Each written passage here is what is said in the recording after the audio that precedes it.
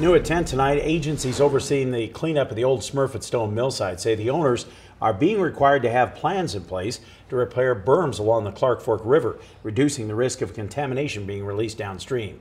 The order for the plans is coming in direct response to record floods along the river that drew attention to the potential of berms being overtopped by flood waters.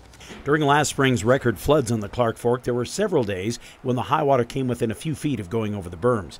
The structures were installed decades ago during the box mill's operations to separate the river from the cooling ponds that make up the mill's western edge. But concerns by Missoula County and the Clark Fork Coalition grew after the release of some tea-colored water, which led to an order for the property owners to make repairs. At a briefing last week, the Environmental Protection Agency and Montana Department of Environmental Quality explained a berm study showed the structures are sound. But if waters got higher than last spring, there could be real problems. And that's where the agencies are working with the potentially responsible parties, the owners, to make the berms more secure. The new geotech studies of the berm show that the berm won't overtop at a 100-year high flow event, but it could overtop at something greater than that, say 150 or 200-year. It would definitely could go over the top of the outside berm.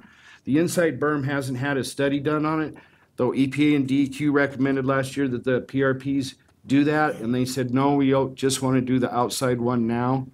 The problem is no one is really confident about the integrity of the berms since they've been largely ignored for nearly a decade since Smurfit shut down. They are legitimate concerns. Because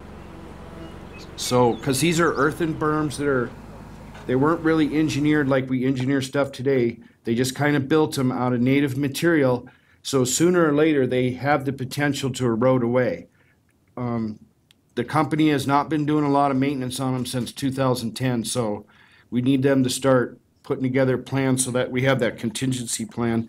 Those contingency plans start with a scheme for making emergency repairs.